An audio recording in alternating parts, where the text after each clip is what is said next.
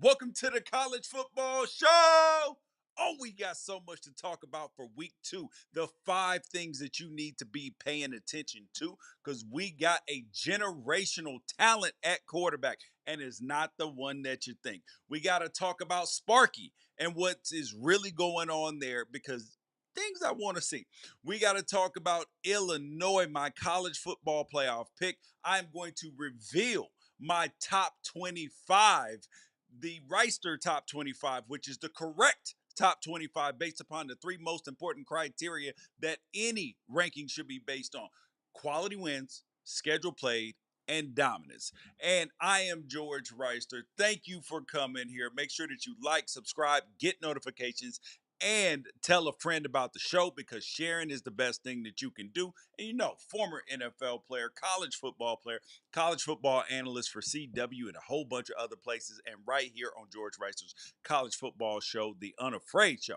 So let's get into it. The 5 things that I'm looking forward to in week 2 of college football.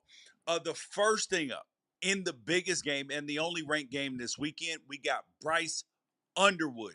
I need to see what he is going to do because I believe that out of the generational talents that we've heard of the last couple of years, from Arch Manning to Dylan Raiola to all sorts of people in between, going back to the 2023 class as well, all of them kids, I believe that Bryce Underwood might be the one. And this game against Oklahoma, it is going to be the biggest game of the weekend, the one that people are paying the most attention to. But there are so many other storylines that are going on that are going to play out through the season that I am excited to watch. But we got to talk about this Bryce Underwood situation first because the head coach over at Oklahoma, Mr. Brent Venables, that defense is not New Mexico like Michigan played last week. But the thing about Bryce Underwood's performance last week is, and truly the best part about it, is that it looked repeatable. It didn't look perfect. It was not unbelievable where you were like, oh my God, he threw for 500 yards and 6 touchdowns. Can't do that again. No, it felt repeatable and there was some room to grow because he wasn't perfect. And he didn't beat New Mexico with his arm. Truthfully, he nearly threw a pick that got tipped behind the line of scrimmage in the red zone in the second quarter, and obviously it almost was picked. But even that near disaster came from a place of confidence because if the ball's not tipped, it might have gone over 3 defenders to the back corner of the end zone, and it might have turned out to be the biggest highlight of week 1 outside of that Miami catch. It might have been better than that in terms of the actual throw. Now, when you watch the tape, the kid put zip on the ball on that throw to Channing Goodwin at the end of the second quarter, and the arm, it works as as one of the foremost quarterback trainers out there would say. The arm works, and the kid is still a teenager. Now, a guy that I've had on the show, Brooks Austin, you guys can go over to his channel because he made a 20-minute video breaking down the obvious upside of the 6'5", 230-pound Bryce Underwood. Great mechanics, no wasted movements. First touchdown pass came only, like wasn't on his first read. And he was just really, really good. Now, you can also see the difference between him and a guy like Dylan Raiola in the way that he stepped up in the second half to avoid an outside rusher coming from the outside and everything else, keeping his eyes downfield, and the fact that he is mobile. Now, in this game against Oklahoma, overconfidence could cause some mistakes, but it could also lead to a win because he has the skills to back it up. So that is why that is the number one thing I'm looking forward to this weekend, to see how Bryce Underwood handles this road test, to see if he is the generational talent that it appears that he might be. The second thing up, oh, I got to tap in on my college football playoff pick in terms of making the college football playoff, Illinois, because they have their first big test. They are on the road. They're going to Durham, North Carolina to go take on the Dukies. Now, I want you to be watching this game. I know that historically you do not watch Illinois football. Nobody did, except for people who went to the school or had somebody playing. That's really it, or that was the only game on at that point in time. But there is reason to watch now. And Brett Bielema's interview is here on Unafraid Show, so make sure you go check that out as well. Now, I often use the term fortune favors the bold, but I've also been extremely high all season long and in the offseason about the Fighting Illini. Now, they pair an intelligent attacking defense, which is probably the best thing that this team has going aside from their bringing back 16 starters from last year.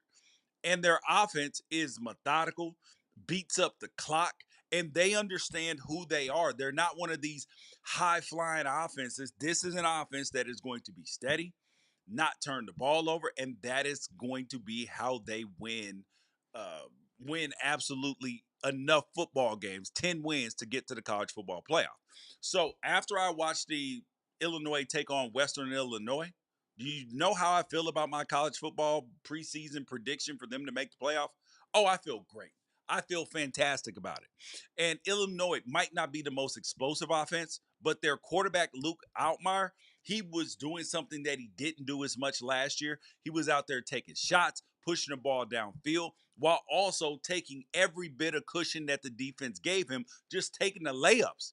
And you almost have to just press Illinois receivers on every single down. But how many Big Ten defenses are able to do that and have the personnel and the defensive backs to be able to do it? Because if you're going to play in close quarters, and you're going to have defensive linemen that are going to fight off blocks and everything else, and it is going to be tough, especially when you have this sort of veteran chemistry on a team. Now, we're also going to look at a guy like Justin Bowick because he's going to get open no matter what you do. And his chemistry with Luke Altmyer is looking good at this point in time as well. And you can look at Hank Beatty as a punt returner. And if you didn't see his touchdown last week, then you need to watch it because it was a thing of beauty. Now, on defense for Illinois, the thing that I'm going to be paying attention to with Duke and in this Illinois game is Gabe Jacobs because Gabe Jacobs for Illinois has the NFL size, the strength, the speed as an edge rusher. And if you don't know who this kid is, you will know after this football game is over because he should be giving Darian Mensah a little bit of hell. And he would actually, if you put him on pretty much any team in college football, maybe sans Oregon because they have Mateo Uiagalelei and Tatum Tuioti and maybe Clemson. Those might be the only places that he doesn't start at. Then they got Joe Barna. He's a sure tackler as well. And then Florida State fans are going to hate this, but 6'5", 300-pound transfer to Miwa Duroye, that he looks like a potential star as well. So this Duke game is going to be tough, but my eyes, honestly, they're not even on Duke as much. Even though I do want to see some Darian Mensah, my eyes are going to be on Illinois because I want to know how I'm going to feel about this team after this game. And if they are going to make the college football playoff, like I said in my preview, in the preview of the Illinois Duke game, they must win this football game. But third thing up that you guys need to be paying attention to this weekend is Arizona State for real or was last year a fluke? That's the question. Because their opening game against Northern Arizona, oh, so many penalties, so many penalties. And truthfully, you had to go back and try to watch it later because the ESPN Plus feed cut out. So you didn't even get a chance to see the entire game. We're box score watching. We're listening to their head coach, Mr. Kenny Dillingham. So we got to see if they are for real at all when they travel to Mississippi State. Now, Mississippi State ain't the best SEC team, but if you're Arizona State and you want to make the college football playoff, you can't be losing to one of the worst SEC teams. I'm going to tell you that right now if you want to be able to get in because it's going to be some teams that are in the SEC that are finishing fourth, fifth, sixth that are going to want a playoff spot instead of a second Big 12 team. And you cannot put yourself in a position where you can be talked about poorly by them. because coming into this season, right? I thought Arizona State would be good. But I also thought that the rise of Kansas State and the lack of respect for the Big 12 would result in Arizona State narrowly missing the college football playoff. But as I have seen very quickly, Kansas State is not it this season. They are not. And they just lost one of their best edge rushers to a marijuana distribution charge arrest. And now he ain't even listed on the team roster anymore. And it's looking more and more like my second place team is actually going to have a chance to be my new first place team. That is the thing. It's going to be between Arizona State and Iowa State and Utah right now. Those are the teams that are leading in the Big 12 right now. But does Arizona State have what it takes? And I remember when I was interviewing Kenny Dillingham, I was like, yo, I know that your team is good. They are better than Arizona State talent wise, has been in a while, but are they ready to handle being the hunted instead of the hunter? Because they were picked last in the Big 12 last year and then made the college football playoff. Just saying. But the question is, do they have what it takes? Because their only win over an SEC team came against Mississippi State in 2024. But that win was actually at home, and it was with Cam Scatterboo, and Mississippi State turned over 60 plus players on the 2025 roster. And this game is going to tell us a lot about whether Arizona State rode the wave of good fortune last year, or are they an improved version of the squad that took Texas to the brink in the Peach Bowl? Now, their quarterback, I love their quarterback in Sam Levitt. And watch their wide receiver, because this kid, you might be potentially looking at 2 first-round picks in Sam Levitt and their wide receiver, Mr. Jordan Tyson. And like Sam Levitt is a completely different quarterback when Jordan Tyson is on the field. Because when Jordan Tyson is out there, he's getting Calvin Johnson at Georgia Tech levels of targets. And when Tyson was hurt, it felt like Sam Levitt was more open to the idea of distributing the ball to more of the weapons. But when Jordan Tyson is out there, oh, he is going to get the football. He is a plus number 1 wide receiver. And this team, this Arizona State team, has the athleticism to take them to the Big 12.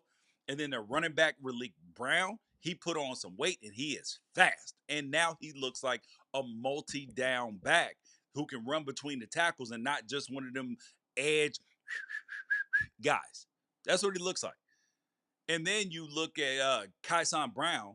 He showed that against Northern Arizona that he can catch passes out of the backfield as well. But on the Arizona State defensive side, what I want to see is if they have a top 10 secondary, because they have a ton of experience at linebacker, but that defensive line, it needs to show that it can pressure with the front four, because they have multiple former 4-star recruits on the edge.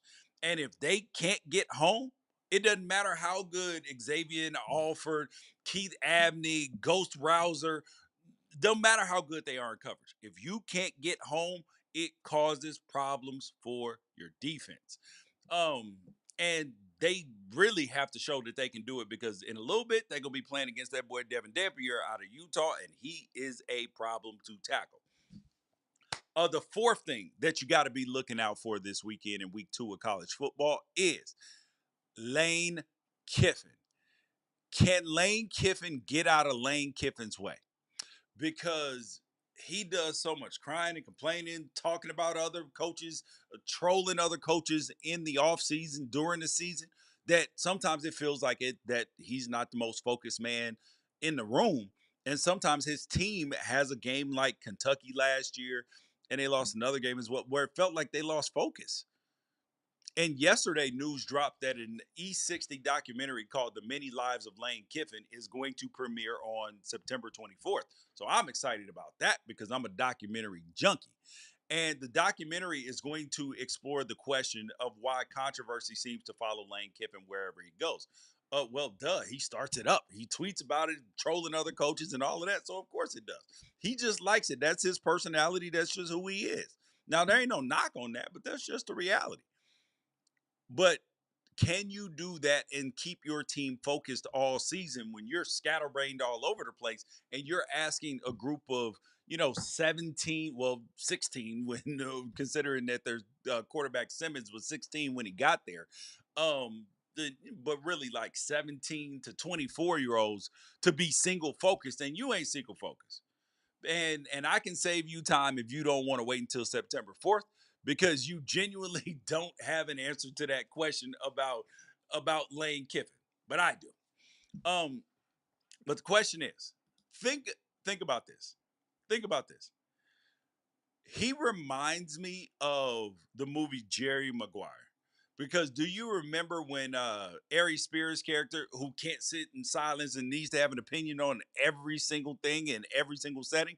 Like, imagine if that character in the movie was as dynamic of an offensive play caller who grew up in the shadow of his legendary father and defensive mastermind, Mr. Monty Kiffin. Well, the short answer to that is that controversy follows Lane because he gets on people's nerves. It ain't complicated. Come on, man.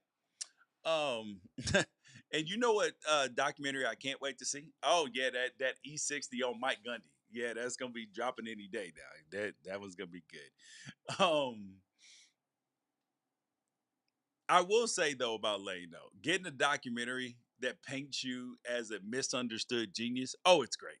But have it dropping this season, it adds a little bit of pressure. I know that that's opportune time because people are paying attention the most, but that is going to bring a lot of pressure, especially right in front of the announcement, the Ole Miss versus Kentucky game, because last year they lost this football game, and it was a terrible loss. It was the loss that kept them out of the college football playoff. So can Lane keep them focused? The fifth thing that we're looking at this weekend in college football is what's up with Alabama? What is the truth about Alabama? Who is Alabama? Because all of these stats, these negative stats, have been coming out about Kalen DeBoer, been coming out about Alabama. Can they right the ship and take all the loafs off of film, the actual physicality, play hard, all of those things? They're playing Louisiana Monroe, and Texas beat ULM 51-3 last year. And people are questioning everything about Alabama. They have lost their last 4 games to unranked opponents. Nick Saban beat 100 straight unranked opponents. And we're supposed to just ignore that and just say, "Oh, listen, he's not rebuilding." According to the blue chip rankings, he had the most talented roster in all of college football right now. The most talented roster. So there are no excuses. None, zero, zilch, nada. Sorry, Mr. Kalen DeBoer, but there are no excuses. Now, let's look at this game, because now we actually have to look at every single Alabama game and be like, is this a game they can lose? And that started with Vanderbilt last year. You were like, that ain't a game they can lose. But now every single week you're like, is this a game they can lose? Now, the quarterback for ULM, Aiden Armenta, he's not a runner, but he's definitely not Thomas Castellanos, because he has 10 touchdowns and 10 interceptions in his career. Now, this absolutely needs to be a blowout just to keep the pressure off of Alabama's coaching staff and their players at the same intense level that it is right now. But even when they do that, there's going to be no relief. No relief. And now you're already talking about buyouts and the structure of it, and Kane Womack and the defensive coordinator and everybody else. Let's look at Nebraska last year, because they actually made a mid-year OC hire with Dana Holgorsen. And Alabama might actually be on the verge of doing that with Kane Womack, because Alabama only produced 4 negative plays against Florida State. 4. That's it. And they didn't even get an interception. And the effort looked lacking from the starters on the field. Florida State averaged 5 yards per carry. That ain't the physicality that you want at all. And Womack was given the responsibility of being the defensive coordinator this year, after the co-defensive coordinator was fired after 2024. And you got the old one, Hischler. He's at James Madison right now. And we'll see how he does versus Louisville this week, because turns out maybe he was not the problem. And the only coach to ever get fired during a season at Alabama was the man we just mentioned, was Mr. Lane Kiffin. And that wasn't even necessarily about performance because remember, he was the offensive coordinator.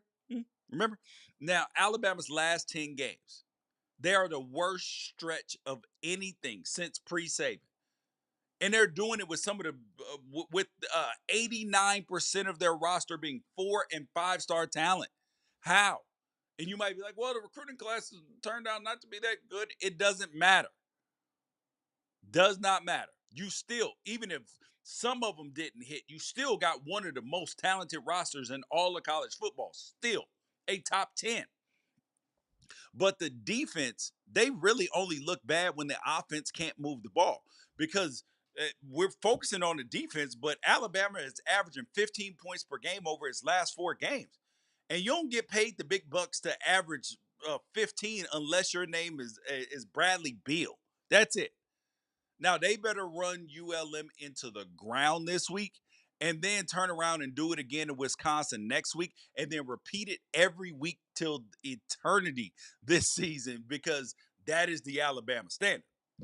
Um, Now the next thing that I want to talk about, and you guys hop in the comments of those 5 things, or if there's something else that you're super excited about this week, holla at your boy. Now, the next thing up is the top 25. I had to reveal my top 25. I usually put it out on Tuesday.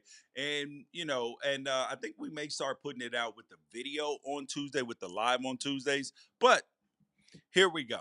Here we go. If you have not seen it on social media, because I put it out on social media, is my poll, my week 2 top 25 poll. LSU number 1. Miami 2, Ohio State 3, Penn State 4, Oregon 5, Georgia 6, FSU 7, Utah 8, Iowa State 9, Tennessee 10, Notre Dame 11, South Carolina 12, Auburn 13, Texas 14, Clemson 15, Illinois 16, SMU 17, Arizona State 18, Michigan 19, Florida 20, Oklahoma 21, Texas Tech 22, TCU 23, Washington 24, and Alabama 25. So you might ask, George, how do you come up with these rankings? Because I don't do what the AP poll, well, a lot of the AP poll voters do. They take their preseason rankings and then they adjust from week 2 based upon the results of week 1. Well, what I know is what you guys know is that, and what common sense knows is that making a preseason ranking is just a guess.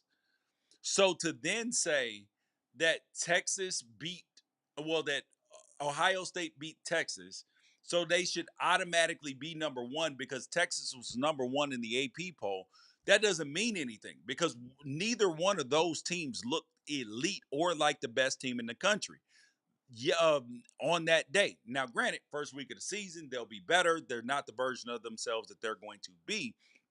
But at the same time, you are supposed to take week 1, ball it up, throw it in the trash. I'm sorry, your preseason rankings, ball it up, throw it in the trash. And then you take your week 1 data and then you put it in. Now, I will tell you the way my rankings work. Schedule played, quality wins, and dominance. Those are the 3 things that get you ranked in the George Wrighster top 25 poll.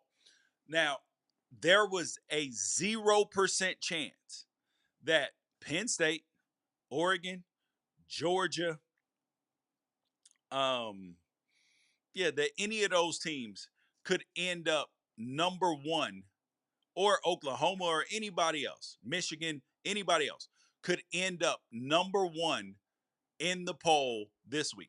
No chance. And you might be wondering why. Because LSU played a competent opponent in Clemson. Regardless of how good you think either team is, they actually played somebody that had a pulse. Miami played Notre Dame. Ohio State played Texas. So those are the only teams, or Florida State played Alabama. Those are the only teams that could have had a legitimate shot to be number 1. I guess Tennessee could have as well, or Auburn with Baylor. So there were a few options, but for the most part, the gate was narrow. And then after this week 2, we will have 2 weeks of data plus week 0. And then when the week is over with, we ball them up, throw it away, and then redo the rankings the way the college football playoff is supposed committee is supposed to do it.